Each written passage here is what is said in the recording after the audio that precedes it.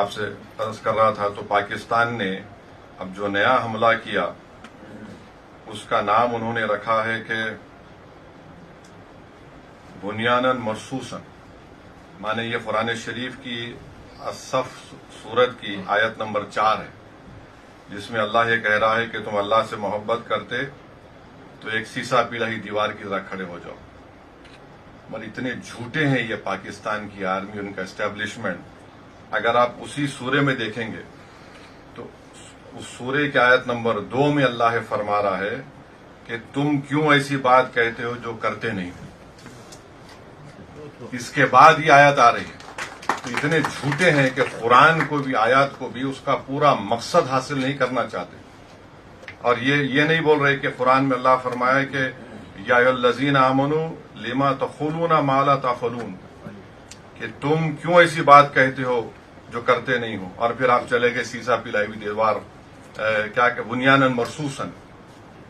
تو کیا ہمارے پڑوسی ملک جب ایسٹ پاکستان میں بنگالی مسلمانوں پر آپ گولیاں چلا رہے تھے تو کیا آپ سیسا پلائی ہوئی دیوار بھول گئے تھے؟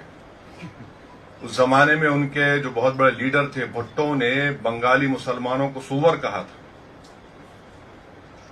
اور پھر ان کے بہت بڑے خداور قائد نے کہا تھا کہ جو بھارت میں مسلمان ہیں وہ ملچاز ہیں، مانے بالکل ایک نچلی ذات کے ہیں۔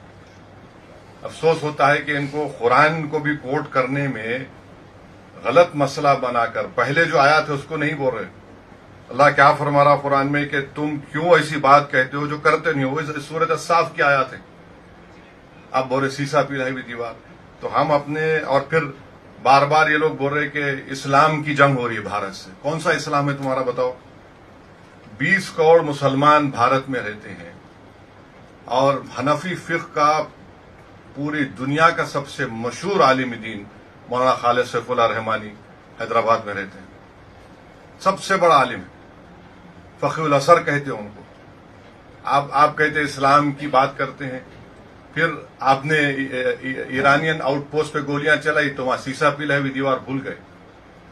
بلوچیوں پر آپ قتل کرتے ہیں، سیسا پلائی ہوئی دیوار بھول گئے آپ۔ افغانستان میں آپ یقین نہیں کریں گے، جب 9/11 کے بعد یہی حکومت تھی، یہی اسٹیبلشمنٹ تھا جو معصوم لوگوں کو، جو ڈاکٹرز تھے، انجینئرز تھے، سرجنز تھے، صرف $15,000 کے عوض میں ان کو امریکنوں کو بیچ دیا۔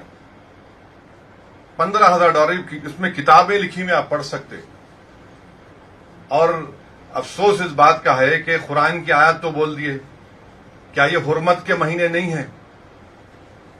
اس حرمت کے مہینے میں تو حملہ ہو ہی نہیں سکتا نا۔ چلیے آپ بولتے آپ اسلام پہ ہے، ذیقعد کا مہینہ، ذوالحجہ کا مہینہ، محرم کا مہینہ، تو یہ تو حرمت کے مہینے آپ حملہ کر ہی نہیں سکتے۔